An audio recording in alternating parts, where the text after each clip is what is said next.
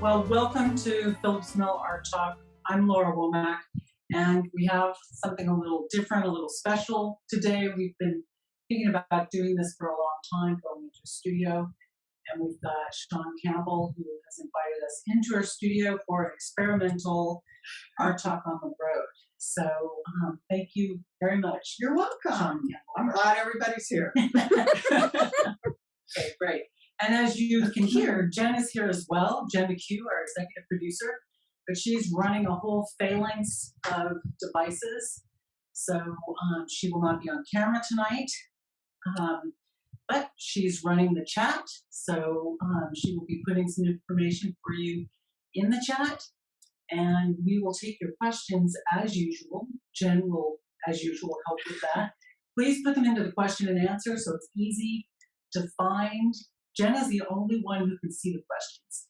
So the questions and comments, if you put them in the Q&A, it will make her life much easier. We appreciate that. Okay, we're going to take a walk around your studio in a little bit, Shawn. Yes. But first, I'd like to tell people a little bit about you. All right. So Shawn has always been creative. She was a drawer. Yeah. What do you say? But my brother's always told me that's a drawer, but I don't know. I would say I was more of a doodler. but an accurate and prize-winning doodler even as a child. And she went into a career in the Air Force, the U.S. Air Force, and then as a consultant in international business. And it was after you retired, Shawn, that you took art classes. You studied art at Baum School of Art in Allentown. That's correct. My husband signed me up. That's great. That's a good husband. Yeah. You studied oil to begin with, but then you found clay. Yes. And that, I think that's when it maybe really took off for you, that is your medium, as we're going to see in just a moment. For people who are familiar with your extraordinary Instagram account, I'd love to see what you post every day. So. Thanks. Yeah, that definitely is where it all kind of clicked for me as far as the clay goes. Okay, great. Well, I think let's take a look. Okay. All right, good. So you want to, which side of the room do you want to start? All right, It doesn't matter. Direction. Well, maybe let's start over here on the little shelf. Okay. There's some little treasures. Sure. And I'm going to follow you and Jen. Okay. All right. Those at home. We don't want to break anything, so Yeah, we're going to be that's right. really careful. All right. So, This is all kind of more of a knick-knack and little tries at things. I don't really do very much functional wear, but as you can see, there are some, and typically it's just designed. I don't really do plates or cups or anything like that. I like to add to whatever I'm making. I like to add texture, color, and typically it has to serve a purpose. All of these heads, there used to be 8 of them, and I did them over a week's period of time, and they were all from a workshop I took with Christina Cordova. And Image coming through. there's no image coming through. Hold this. All right. We're going to check that out. So, thank you all for your patience with us as we try something new. We have an image on our end, but we're going to go check. Oh, okay. Janet says she can see it. So thank you very much. Looks fine. Okay, so people are seeing it. thanks, Janet. We appreciate That's my friend Janet. Okay, I can see all. Thank you, everyone. Okay, good. That's Reassuring us. This is okay. an interactive program here. So, okay, we were talking about Well, these I was up just going to here. say that all of these came from a workshop I took online with Christina Cordova, who is a very, very skilled sculptor. I mean, she's amazing. And I learned a lot. And that's what I always try. If I take a workshop, if I could take one thing away from the workshop, then it's successful. Then I guess, are we going to talk about the heads yet? Or We'll talk about them in more detail, but please Okay. introduce them. Well, I set a goal for myself earlier, maybe, well, just about 100 days ago, to do a face a day for 100 days. This is 9 of the faces. They range. I've pretty much covered every race, gender, age group, you name it, I've tried to touch upon it. I've done 83 faces so far. I'm a little bit behind the 100-day thing. Don't hold me to it, but they'll get done. I promise. I think you had a trip in there too, to be fair. Yeah, I did. I went to my mom's for 3 weeks. Do you want to go here? Sure. More faces. I hope everyone doesn't get too dizzy. Yeah, sorry about that. This is called The Keeper. I made this for my first time ever entering into the Phillips Mill show, and I got in. And I just remember that I had only been sculpting at that point for 2 years, and it was just the most exciting thing that I actually got into the Phillips Mill show. And I didn't even understand the gravity of that or how impressive that was until I started talking to other artists last year when I was interviewing people for Phillips Mill. So, Well, Shawn, this is an extraordinary piece. I have many favorites of your work, but can you talk a little bit while we're looking at it about the inspiration for it? actually, the funniest thing is I'm deathly allergic to bees. And, I always carry EpiPen because that's how allergic I am. But I love bees and I love what bees represent. And I think I forget what happened. I think I probably got stung and then I was like, hey, you know what? I need a beekeeper around here. And that's how he came to be. It's just marvelous. Thanks. More faces. These 2 I just finished and pulled out of the kiln. So I put them up there because I got a lot of comments on them. But they've been a blast. And as I said, they all look different. And if you have any ideas or inspirations or, suggestions, I'm definitely willing to hear you out. This piece is called With Open Arms. She's one of my favorites. I love her face. I love the texture on the half of her face. And of course she got her name because I left her arms all open. But really it signifies being open to take things in, to embrace life. And that's pretty much what it means to me. She's beautiful in a lot of different ways, Shawn.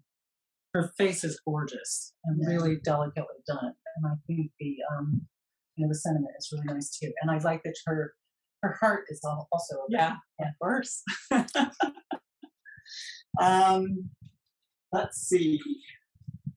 This piece, it's called Hoodie, and it's actually not. There are some glaze elements on it, but the rust look is rust. I use like chemicals to get that to happen because he was really unimpressive when I pulled him out of the kiln, and I really didn't like him. And so I started adding elements to him so that he would kind of stand out. And I think that the rust on him kind of signifies what I was thinking at the time is I based it off of a picture I saw in a magazine, and the kid that was standing there, it was a thing about homelessness. And he was standing there and he had his arms wrapped around his body. And I just thought, God, that's just a sad state. I'm going to get all teary-eyed. But that here's this young kid who could have his whole life ahead of him, and he's standing in some doorway, protecting himself from the elements. Yeah. It's really a powerful piece. You can see that hunkered down in his posture and the way his head is sort of sunk into his shoulders, leaning forward. This piece is called The Nest, or Nesting. And it is going to be, or she will be, my submission to the Phillips Mill show this year. I just finished her. Maybe I'll do a little tweaking. I have another piece, a companion piece I'm thinking about adding to sit beside her. And it's kind of about motherhood, and it's about protecting. And I have this thing about crows and ravens. I just love them, and I'm inspired by them. And so that's how she came to be. I think she's fabulous. She's, I think, one of your many great pieces. Shawn, can you talk a little bit about the surface Sure. of her? Basically, this surface is how I achieved this is I have a texture ball, and I rolled it when she was leather hard. I rolled it across her limbs, and then I also have some leather stamps, which are these little kind of flowered things. So it just takes a lot of time. It took a lot of time, and then everything on her is there's no glaze on her. It's all oxides. So this is like a cobalt oxide with black oxide mixed, and her wings were done separately because, frankly, she was too big to fit in my kiln, and she weighs a ton. So I was like, oh, I didn't want to take the chance that I would break something off. So the wings have been applied. I built them separately. I molded them to her body while she was leather hard, so that when I finally was able to put them on her, they would fit, and but they were fired separately, and I've attached them using a sculptor's magic tool. And we'll just leave it at that. I think there was some innovation happening in that process. So was the nest on her head part of the original design, Shawn? Not at all. This is what happens when I do anything. I start out and I did a nude. And then I go, it's not quite right yet. So then I added the texture. And then I was like, no, I'm not quite there yet. And she had her head tilted forward. And I was just like, God, she really needs a nest on her head. Don't ask me why. I don't know. So I put the nest on, and then I'm like, well, wait a minute. Why would she have a nest on? She's got to be a bird. So I have a thing with birds. I love doing birds. I love doing anything in nature. And most of my pieces have a little bit of nature involved in them, including her. So that's how she ended up with a nest on her head. Fabulous. Okay, well, speaking of nature, we've got a range of some of your nature pieces over here. Where shall we start, Shawn? Well, we could, okay. We could go over here. It's just, there's a lot of backlight. Yeah. Okay. So maybe some of these. Sure.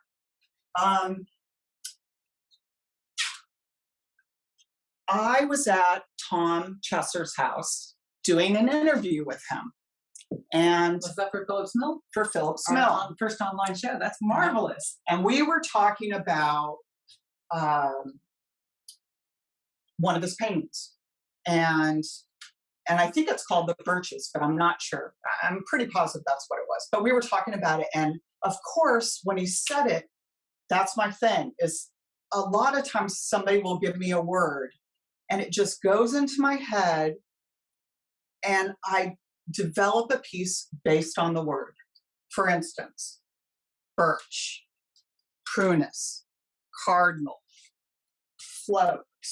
These are all things that somebody, one person or another, has said to me, and I take note of it. And then I kind of think about how would I sculpt something that if you say the word, people will know, well, yeah, that is birch. That's a birch tree.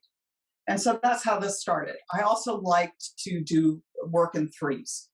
So I have birch, I have prunus, which is a cherry tree. And then over here I have ash.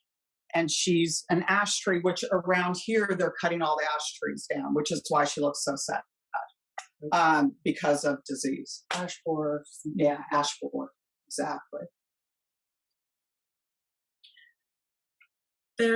I love these three. These are, I think, some of the first ones I fell in love with in your work. And I think, again, if people are on Instagram, it's a great place to see artwork. Oh, absolutely. You're great at feeding artwork to Instagram. I'm learning how to do it better, but there are people that are just, I don't even know how they do all those little twinklies and, I can't do any of that stuff. That's beyond my talent, but I do know how to post a picture. You've got the content. So just going back to your series of three trees here, what I think is interesting is that it's not literal. You didn't do an ash tree, but you if I can say and coin the word anthropomorphized, the trees. Mm-hmm. So how do you get from birch to this lovely creature with the branches coming out of her head, the beautiful birch texture on her body, and then the bird on her hand? How do you get there? How do I Shawn? get there? I don't know if you can articulate it. I don't know the answer to it. I just, once my hands are in the clay, it's just, I'm there, I'm in it. I know where I'm going with it. And I may not have a plan when I start, and most times I don't, to be quite honest. But they talk to me. I mean, I know that sounds like I'm some nut bar, but they stand up and say, this is what I want to be.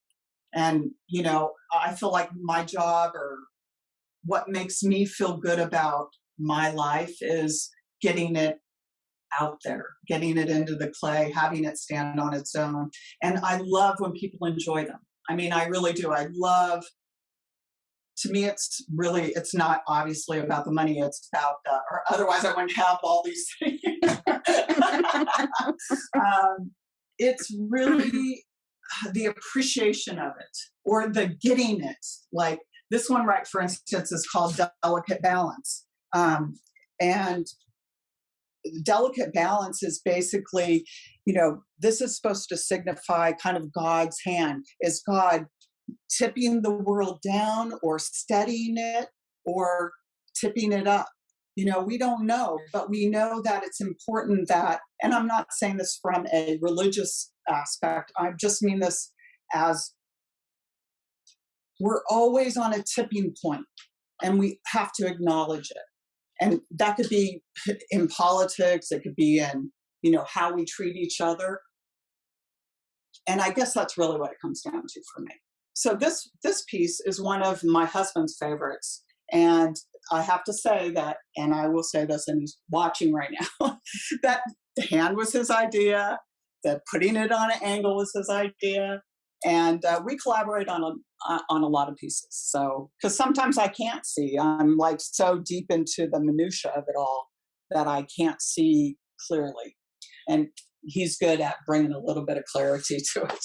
I think that the creative endeavors work that way, where you said visiting Tom Chesser, who's been on our show, and we're friends of the show, that a word from him sparked your imagination, and you ended up with 3 tree sculptures, and that communication between you and your husband adds to the piece. So True. yeah, Very true. that is part of the process, is that art is a communication. The finished work is communication, but the process of making it is as well. I have a piece, this middle painting up here is by a friend of mine, Teresa Austin, and I had made her something, and she sent me that as a gift. And those are the other 2 on the either side of it are hers as well. Well, I was so inspired by this painting that I actually made a sculpture called Knots, which I love and adore, and it's currently at the Artful Deposit Gallery. Just specifically because that's how inspired I was from it.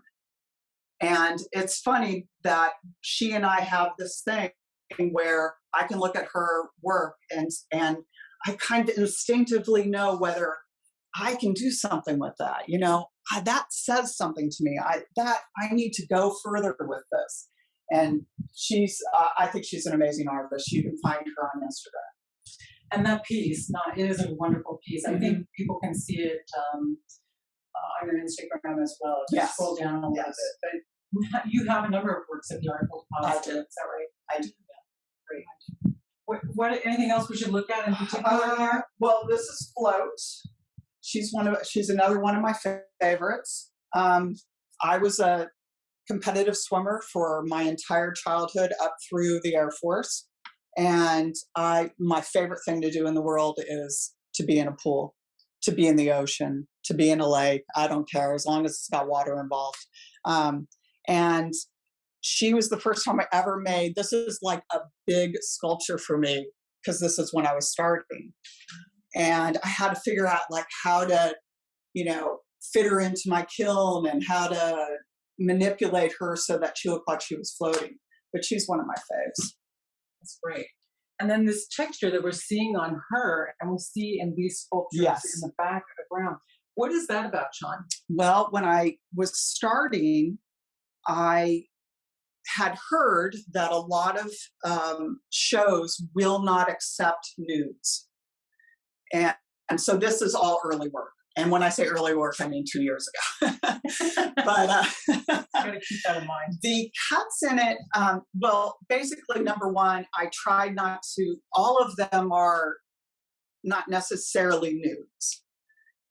I didn't want them to be male or female. I wanted them to be anybody. I wanted people to respond to them, period. The cuts or lines in them are because I think that we all have fractures in us, and we're all kind of kept together, and I don't know how to describe it any better than that, other than, sometimes you have like this whole kind of rotting away thing. This is a young girl. This sculpture is called Just Flow. And this is like something that just happened in the kiln. And it was like a happy accident. Those are my favorite things. It's like, oh, the slip fell apart and it crumbled. And I'm like, cool, that's really great texture. So, you have to, when things go wrong, maybe make them right. Or maybe say it's okay that it's blown up in the kiln. Right, and you're gesturing to one that blew up in the kiln. Oh, yes. Before we leave, I think this one's really remarkable. I don't know if you, Jen, there's a lot going on in this corner, but I think the side of her face and the way the bubble is coming out of her mouth is just, it's one of the things I really enjoy about your work, Shawn, is the, there's a lot of character and personality in your faces, and there's a lot of whimsy. What do you think? I agree. I like to think of myself as a storyteller. And each sculpture, there's a story behind it. And there's something that went into it that I was thinking at the time. For instance, my daughter was blowing gum. I saw her blow a bubble. And it just like locked in, and I wanted to learn how to sculpt the head back like this. And so that's how that came to be. It's just simply from that. But, each one is typically a suggestion. Like the same daughter, Chelsea, said something about put a monkey on his back. And this one's called the Ringmaster, and it's who's the master, right? Because really he's the one with the, yep. So cute, clever. Yeah. All right. Do we want to talk about any more? I want to talk about your process, and whether you want to sit down to talk about your process, or if you want to look at a work and talk. You tell me.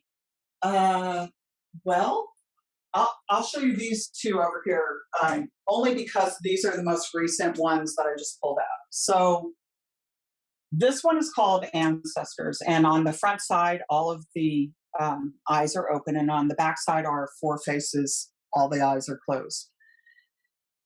There's graffito on here, which is when you cut into clay, you layer it with black. Well, you can layer it with any type of underglaze, and then you cut in so that you can actually see the carving into the clay. I love to use graffito. This particular piece blew up in my kiln to maybe 50, maybe 100 pieces. I'm not really sure. Yeah, it was a lot of pieces. And the heads were still fine. The head survived it. It's kind of like the shell on the outside. And I do a lot of interior work that no one ever sees. There's a lot of things to keep it stable, but in this case, it was kind of a failure, which is why it blew up. It took me a week to put it back together. There's a lot of epoxy on this. There's a lot of construction sealant and glue. There's, my husband had some this tape that you use on roofs, and it's all inside this with chicken wire. But it's back together. And I love it. I mean, obviously it's never going to leave my house, but I do love it. This girl here she's only been fired once, so she's bisque fired. This is called Frogs and Fairy Wings. Don't ask me why. Don't know. But basically, I started with the girl and tried to figure out, and she had such a sweet face, and I'm like, such a sweet face. I'd love her to be all muddy. And so that's what may end up happening at the end when I'm done with her. But there's a lot of structure that I build inside the core of her so that she stays upright.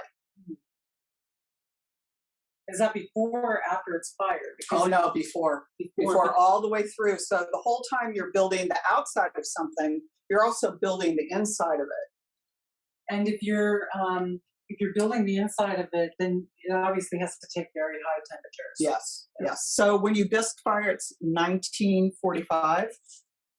And when I glaze fire, which I don't really glaze very many things, but when I do, but I still run it on a glaze fire because it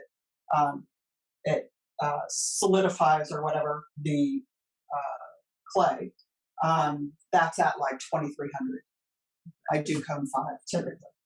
And before we sit down, let's take a quick peek at this girl. What? Well, the reason why I have her here is I always think you should have your failures very present. I had never done a full body. I had no idea what I was doing. I had this picture from a magazine, and that's when I started her. And that's just, I look at it and I go, gosh, I've come a long way. She's charming, though. She's pretty cute. And then I don't know if we saw that. I just like her the little flip-flops. flip-flops. Oh yeah, I'm matching her. The companion piece there. Thank you, Jen. And thank you, Shawn. And actually today, you were talking about kiln things bursting in the kiln. And today, we're looking at these great plates over here. And today you had one of them fail. How upsetting is that when that happens? It's upsetting. Especially in this case, and I'll tell you why. There is a art show that's going to be in Burlington County at the Dime Makers Gallery, and it benefits Burlington County ASPCA. I'm a huge animal rescuer. I support it. My husband, all of our dogs are rescues. I would have 500 dogs if I could, and my husband would probably kick me to the curb, but I would. But I made these for that. And also I made this. Oh. Nope, go ahead. Okay. This is called Dog Park. And this will be there as well. So fabulous. But to answer your question, the reason why I'm very upset about the other plate that broke, is because it was earmarked to go there. And, I'm not going to take I'm going to donate all of whatever I would earn during this show to the Burlington County ASPCA. So. Well, let's check in. We spent more time on the tour than I had planned before, which is thanks for that. But I think we got a lot out of it. So I just want to remind you that to put your questions in the Q&A, and I think we'll do that now. I appreciate your forbearance on that as we're learning this new format. So Jen, do we have any questions so far? We do, and we also have a couple of comments. And I believe, Teresa Austin, I believe we were looking at the one to your right.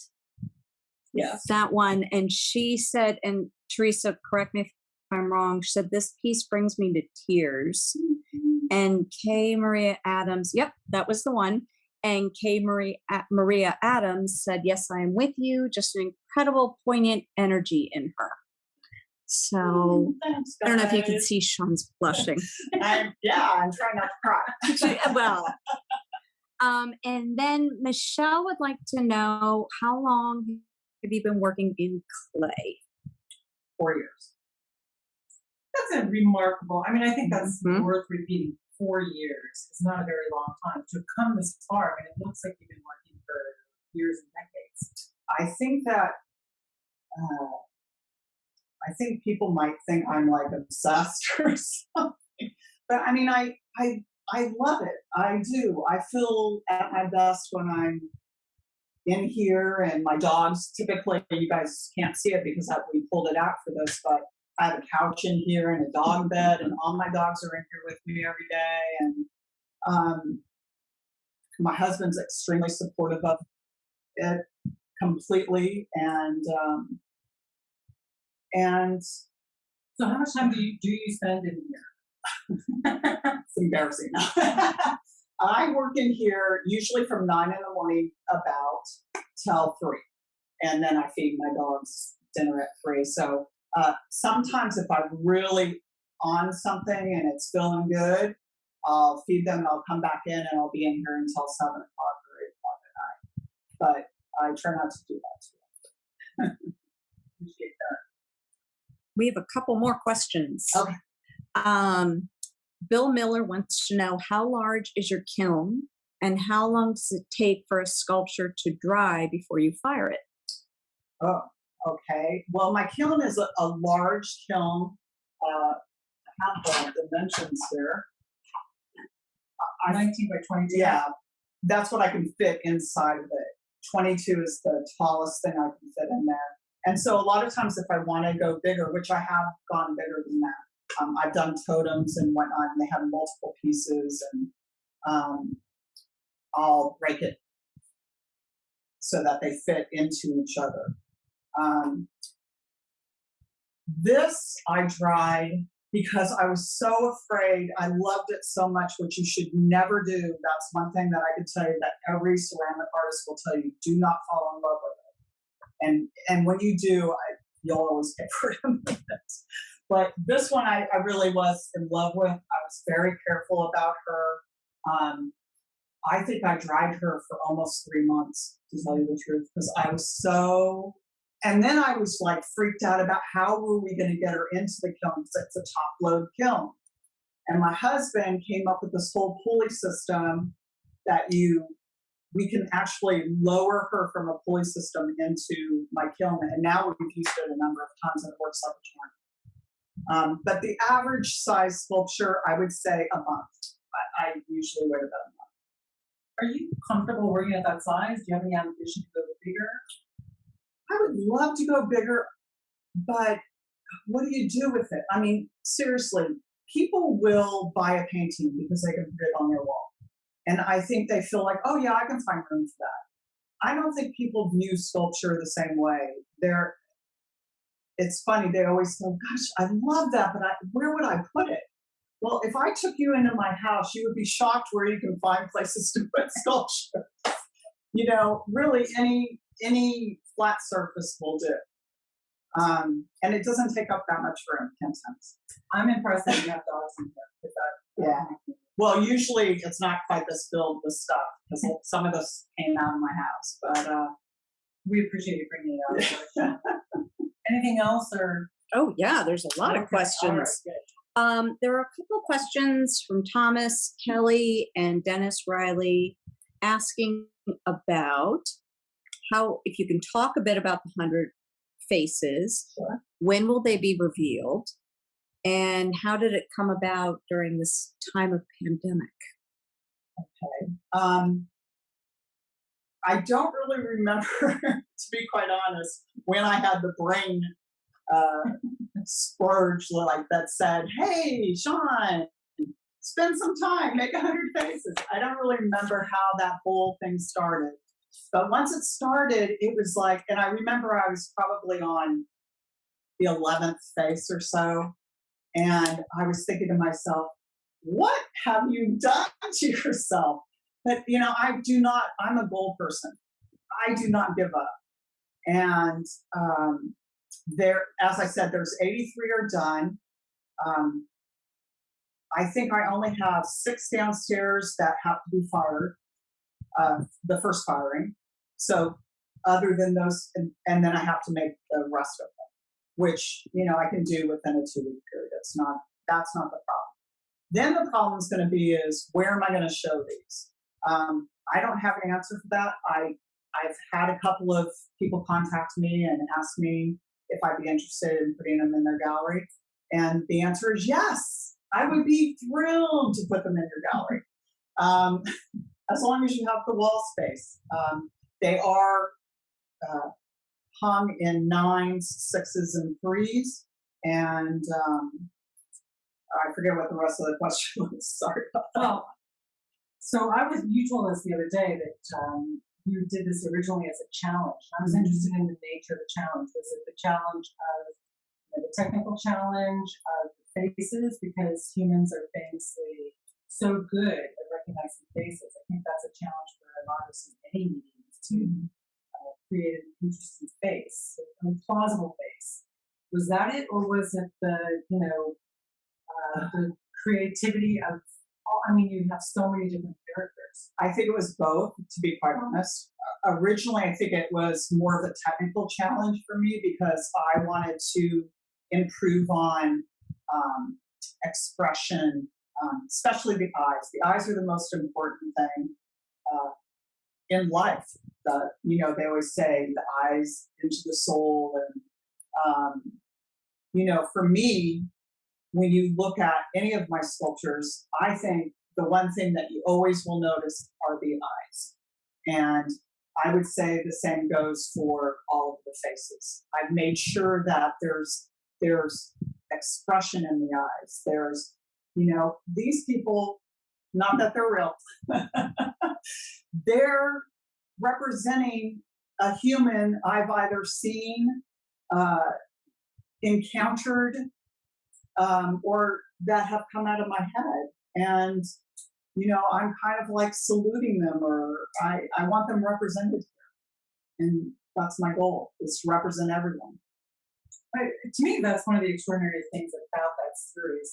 You told me the other day, and I sort of, that you could, after our conversation, that one was over saying that you could go back, you could turn around and, without looking at me again, and do my face in play. I mean, is that the way you see people?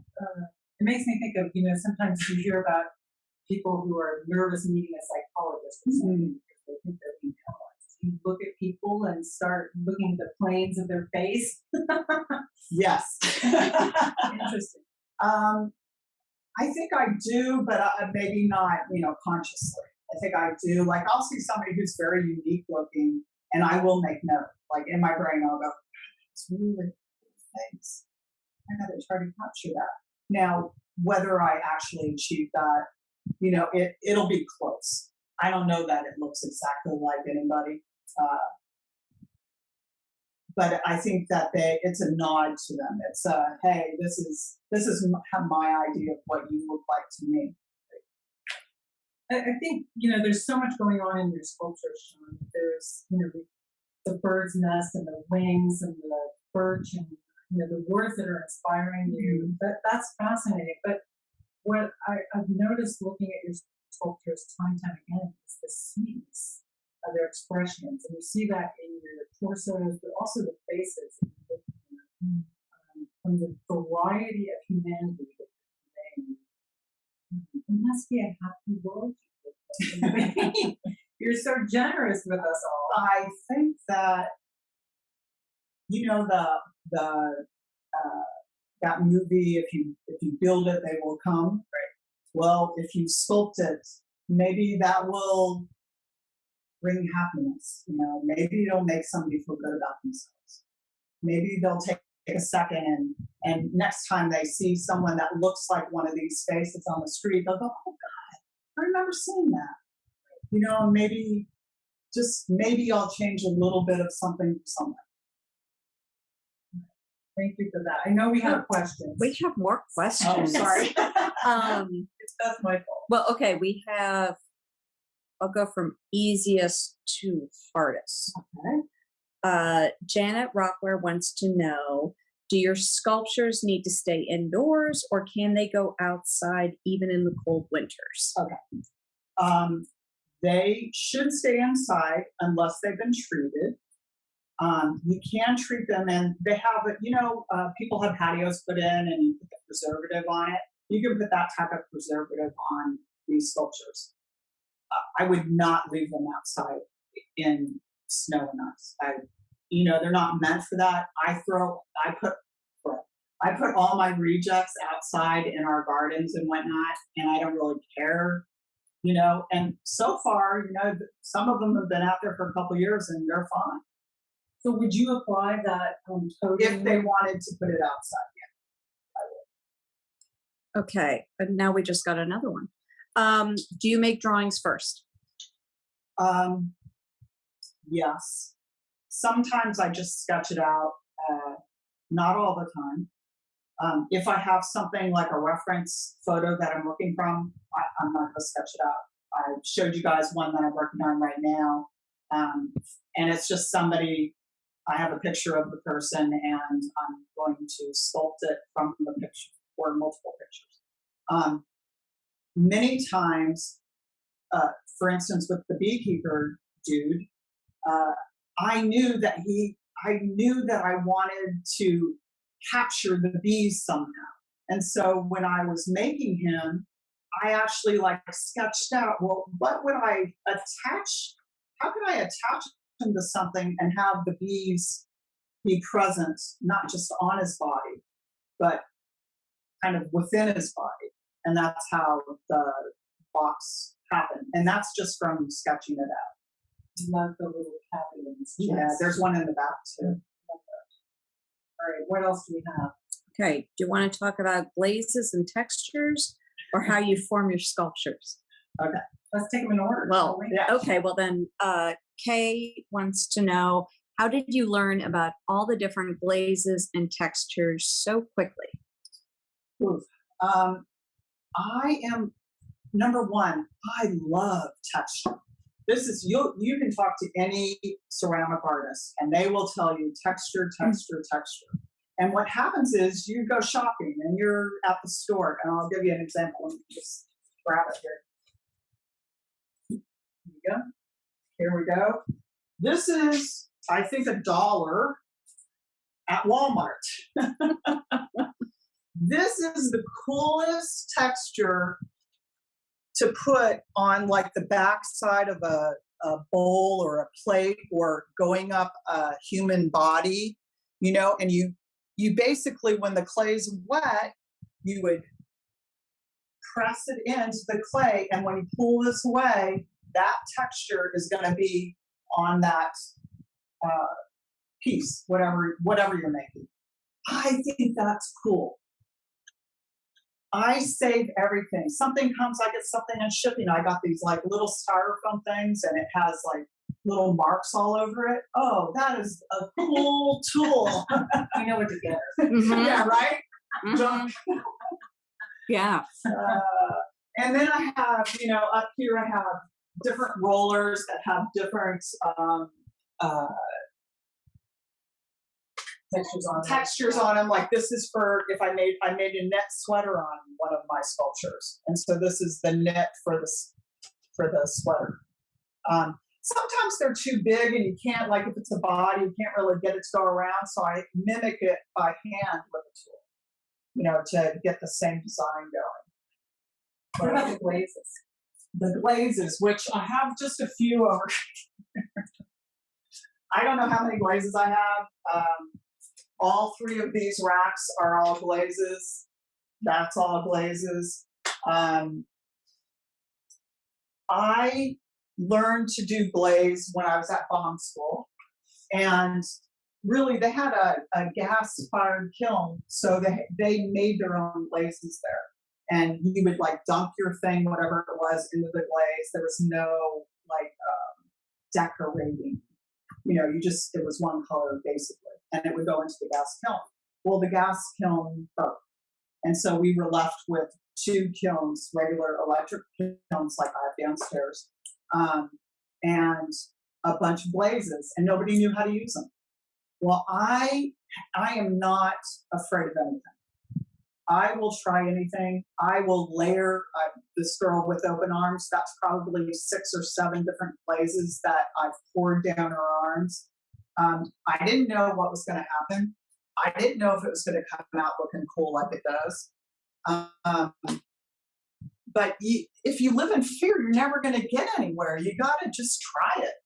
Absolutely. I mean, what if you have to lose? Absolutely. Love it. Now, you have written, I think, somewhere that your approach, I'm going to look at my note here, the form of the piece informs your approach to the glazes, and I think you actually paint the surface. Yes. Right? So tell us a little bit about that. Well, when I first started, I, of course, would just use glaze or oxides. And then as I've been developing my skill, I really lean way more on the oxides. I just love them. But I use a ton of underglazes. Underglazes are basically it's clay. It's colored clay in a liquid form. And when you paint it on the surface of clay, it adheres, it sinks in, and it becomes part of the clay body. I think they're amazing. It's an amazing product. So I use that as my canvas. I have many underglaze colors, and I mix my own colors. And once again, it's kind of like going back to painting. You know, you can do anything. For instance, you can do anything on clay that you can do on a canvas. You just have to have patience, and you have to kind of have your idea of what you want to achieve. And the one great thing about underglaze is you can just wipe it away if you don't like it. Very good. So let's see. Well, that's after you've built it. Yeah. We've got a question about building them up. Yes. Well, first I want to add Jim's comments. He said, coolest attitude ever. If you don't know how to do it, just try it. Perfect artist. Oh, thank you, Jim. Jim is a long time, he's a loyal follower of ArtTalk, friend of the show. And then Ponder asked, how do you form your sculptures? Do you build slabs or coils or solid form then hollow out? Okay. The first time I ever did a head, I learned at Bong. I still have it. It's absolutely atrocious. And I hollowed it out. I actually threw it away, and my friend Laura pulled it out of the garbage and she finished it for me. She glazed it for me. Anyways, so that was the first thing I learned how to do. Then I think I went to a workshop with Deborah Fritz in Abiquiu, New Mexico. And she did kind of like a coil build, which I'd never done. And that was a head class as well, to learn how to do a head. And I really loved it. I loved how you kind of push the clay into itself as you go up the piece. So you start with a base, and then you add a coil, and you merge those two coils together.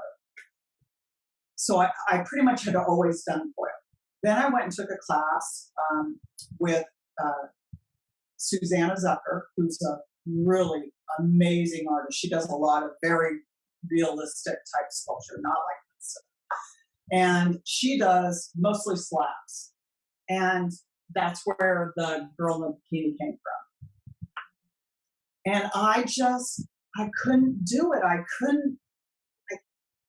I wasn't good at, I'm good at building it with my hands as I'm going. I'm figuring out the curves of the body and whatnot. But when you have a slab, you're kind of pushing and pulling and whatnot, and it's already a slab of clay.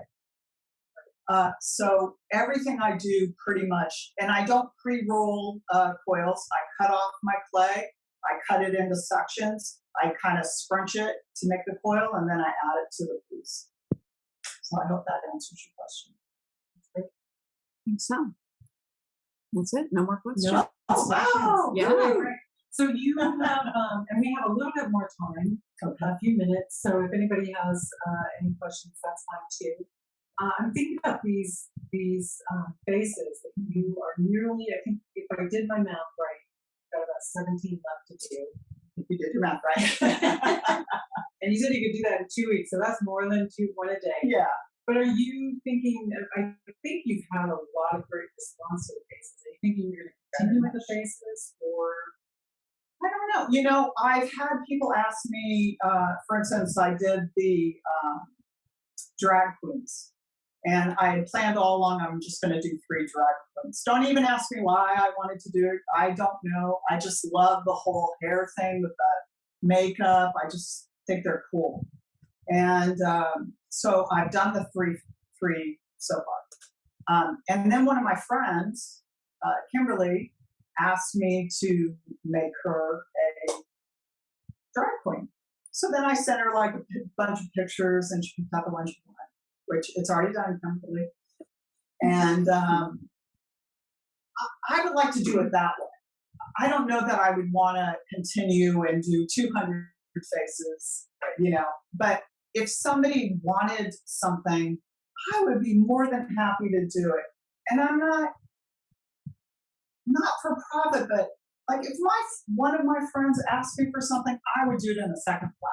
I think that's the best feeling in the world is, you know, if you have something that you're good at and it will make somebody happy, then I say share it. And I'm all about that. I love doing that. That's my favorite thing in the world. Jim's right. Great spirit, great attitude. Do you ever think about doing another full length? Because maybe your girl in the bathing suit with the flip flops, maybe she's not your favorite, but you've been sculpting now for 4 years. Do you think about doing a full body? Yes, I do. I already know exactly what it's going to be. I already know how many pieces it's going to have to be to get it done. I have a couple of goals over the next couple of years. I would like to do a full length of something. I'm not going to tell you what it is. I would also like to do molds. I've never done a mold other than when I was in school. You know, you would do like make something a relief, and then you would pour the plaster of Paris in there and be able to make it again. Now, I've never made anything again. You know, I've made that mold and I never touched it again because I don't want to ever do the same thing twice. I always want to do something new. But I kind of would like to learn how to do a mold so that you can take it to a foundry and, you know, I think that would be cool. I was just going to ask you if you ever work in metal. Because I would. then we could put them outside. Yeah, exactly. That's why I want to do it. I have a spot for one. Oh, okay. My friend Ann's like, I did this one. I was going to enter it into Full Snow last year, but I had entered it into the River Arts magazine show.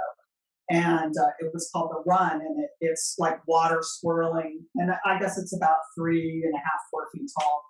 And it has shad. Because of the Shad Fest, I was thinking, oh, I got to put shad going up. I love that. Well, my friend Ann is like, I just want to put that in my backyard and put a fountain through it. And I'm like, yeah, that'd be really great. I didn't make it for that, but yeah, sure. That's a great idea. It's a wonderful piece. I remember that piece from last year for sure. Yeah. Oh, all right. So Shawn, you had tremendous response. Like because I follow you, yeah, I see, you're in this show, and you're in that show, you've been in a number of jury shows, you've been invited to be in shows to display. So, I mean, that must be pretty gratifying for somebody who's been sculpting for 4 years. It is. I appreciate every second of it. And it's not so much like, yeah, is it great to win an award? Absolutely. Because it kind of like solidifies, hey, I'm doing the right thing, or I'm going somewhere, people are getting this. But the best part is just having people see it. Having people stop and go, oh, that is cool.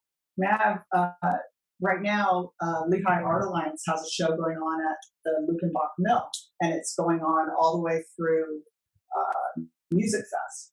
I've got 2 pieces in there, one of which is called Worn, which I made during COVID, and unfortunately I can't show it to you.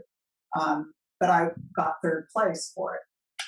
And it once again, it's a word, and the sculpture completely looks like the word. It's worn, you're worn out, you're exhausted. And that was what it was based on, is all these healthcare workers that were working all these extra hours trying to save people's lives, and they're just exhausted. And that's what I felt for them. I was feeling very empathetic to what they were experiencing. And that's how that came about. Because I thought it was important that we salute or, acknowledge all their hard work. And people, how many pieces do you have at the gallery? The Artful Deposit currently has, I'm trying to think, I think they have, or I think CJ has maybe 5 pieces there, knots. And then another one is called Pull in My Heart. And that was from the loss of somebody that I loved. And there's one with flowers all over her. And then I have Blue Jane, because, I work in threes. And so I have Cardinal, a Blue Jay woman, and then her. Right. So, and some other things. I'm sure she has some bowls. Well, Shawn Campbell, thank you so much for having us in your studio, showing us around and sharing your work with us. Thank you. Thank you, everyone. I appreciate you stopping in. Okay, so we said already that Shawn is represented by the Artful Deposit. That's in Bordentown, New Jersey.